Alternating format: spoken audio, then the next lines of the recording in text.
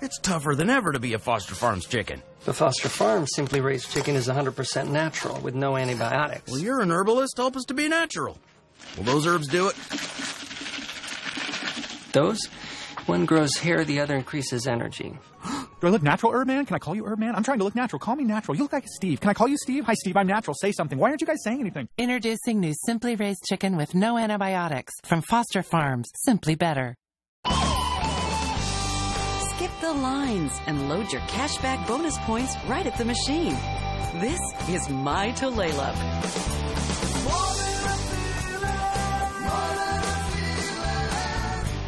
Time to get smart. I'm talking Hyundai Smart. Climb into the completely redesigned Hyundai Sonata. This is what smart feels like in Western Washington. Lease a Sonata for $149 a month or up to $5,000 in total savings. Technology? Check. Sonata is the first car equipped with Android Auto, a warranty that's 5 years longer than Honda, Toyota, and Nissan.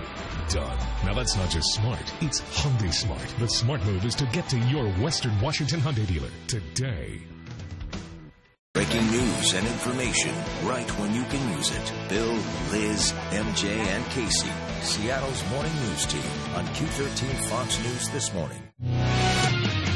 This is Q13 Fox News This Morning. Just about 8 a.m. here in Developing News. New information on a man and child found dead inside of a home near Bellingham.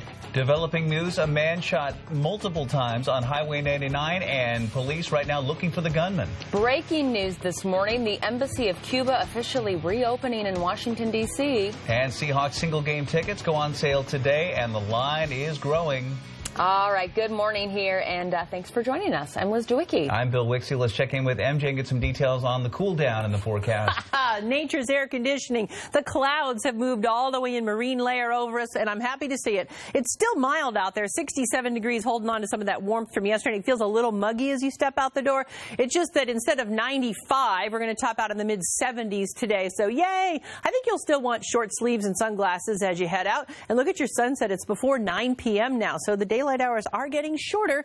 7-day forecast coming up. I think you're going to like it. Right now, here's Adam. Yep, this morning we are watching for slowing continuing for drivers southbound I-5 getting across the Kings-Snohomish County line. A few other little knotted up points that we really do want to make mention of. For example, eastbound on 522 State Route 9, a disabled vehicle is doing us a little bit of a disservice.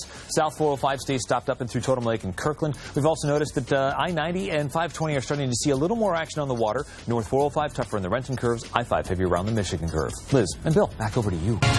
Developing news this morning, we have new information just in on the discovery of a dead man and child inside a Whatcom County home. The Lummi Nation School says one of the victims was a teacher there.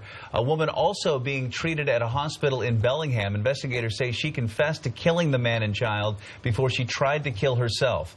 Hospital officials not releasing details on her condition. Whatcom County Sheriff's deputies say a realtor discovered the man and the 15-month-old child's bodies yesterday when getting ready to show the home. Officials believe the shooting may have happened days before. One neighbor that we spoke with saw the house listed online, stopped by to take a look, only to find deputies there. It just breaks my heart. You know, the woman needed help. You know, she could have done something to help her family instead of turning a gun on her. Poor child, innocent life taken. Deputies do not know if there were any issues of domestic violence in the past, but they say that's something that they will be looking into. The Lummi Nation School says it is making counselors available. Police are looking for a shooting suspect right now in North Seattle. This happened at 89th and Aurora Avenue earlier this morning around 1 a.m. Investigators say one man was shot several times, and you can even see shell casings, on the ground there. Take a look. The man was taken to the hospital. No word, though, on his condition so far. Also some breaking news. After more than 50 years, full diplomatic relations are restored once again between Cuba and the United States. Brian is in the newsroom with what this historic change means for these two countries, Brian. Well, Liz, today begins a new era between Cuba and the United States. After 5 decades, the U.S. Embassy will open its doors again in Havana. And also, the Cuban flag was raised at the new Cuban Embassy in Washington, D.C. You saw that happen live about 30 minutes ago. And today marks the new era, an historic shift between the two countries that broke off diplomatic relations back in 1961 when the Cold War took hold. The Obama administration and Castro regime worked to loosen travel restrictions. And in late May, the United States formally removed Cuba from its list of state sponsors of terror.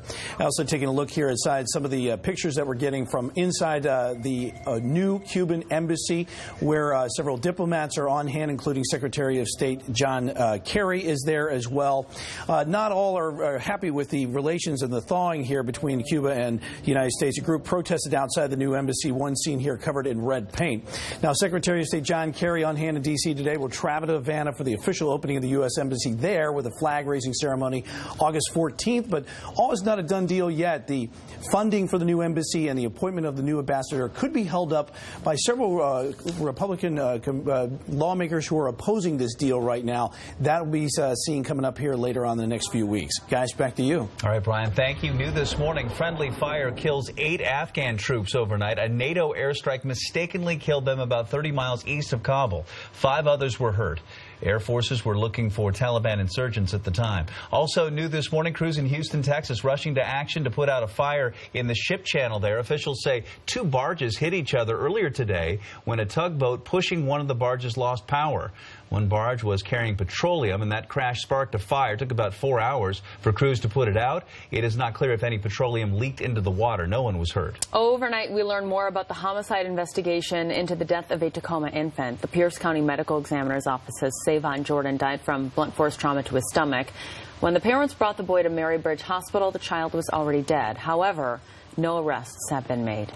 At least 2 people still in the hospital after a 28-car pileup in Skagit County on Saturday morning. Saturday's crash shut down I-5 in Mount Vernon for most of the day. Backups were miles long. Drivers were slowed down first because of a drive-by shooting about 2 miles ahead. But then a dump truck driver suffered some sort of medical condition, lost control, crossed into oncoming traffic, and caused a huge crash. We were stopped bumper to bumper, and we heard some screeching.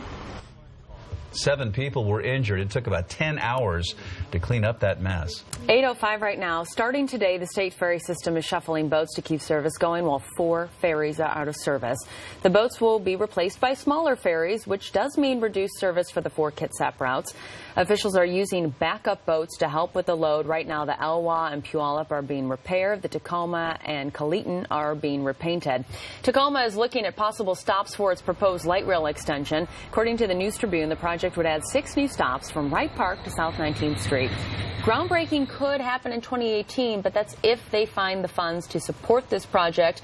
It would cost $165 million, but the city's on the hook for $40 million and another $75 million from federal grants. The city council could vote on the plans next month, followed by public meetings in late summer or fall. Can you believe it? Football season right around the corner. Seahawks single-game tickets, in fact, going on sale this morning. Let's check in with Kelly O'Connell live at CenturyLink Field with some fans hoping to get their hands on tickets this morning. Hi, Kelly.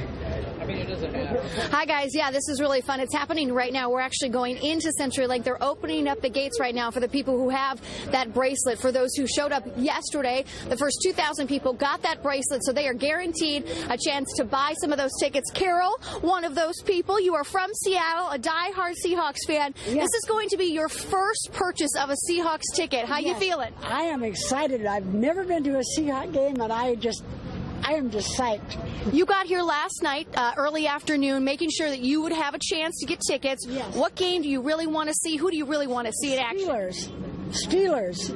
And you said Marshawn Lynch is your favorite player. Yes. Why? I'm not here because I'm going to get fined. Well, you're not going to get fined. You've got your tickets. What number are you again on your wrist? 1852. 1852. Yes. So you just made it. Yes. Congratulations. Have so much fun. So they're opening up the gates right now. As we turn around a little bit, you can see all those people. They can't wait to get their tickets. Of course, there's also another crowd of people who do not have the bracelet and are hoping to get their hands on some of those tickets. Again, about 2,000 people have the bracelet, so they're all excited. They're pumped. They feel very good about their chances. And then you got probably about 200 people who are waiting in line to get other tickets that may open up. Each person here in this line can get 4 tickets, $62, so that's a steal if you think about about how much you usually have to pay to get in to CenturyLink to see the home team. So a lot of excitement here. 12s are loud and proud. It's getting fun, guys. Back to you. All right, Kelly, thank you. So Seahawks training camp sold out. The Q13 Fox News this morning giving you a chance to win tickets. All you have to do is follow us on Instagram at Q13 Fox, then like today's Seahawks training camp photo, tag one of your friends, and that gives you a chance to win 4 training camp passes. We'll draw one winner every day until the end of the month. 8:08. The clouds have rolled in, MJ. Yay! Nature's air conditioning. It's still mild out there, 67 degrees, and it feels kind of muggy because of the cloud cover and a little bit of moisture in the air. But I'll take it. It's going to be considerably cooler. Look, there's CenturyLink field right there in that Capitol Hill Tower Cam. Here's our future cast. So cloudy this morning. By lunchtime, the clouds are still around, maybe thinning out a little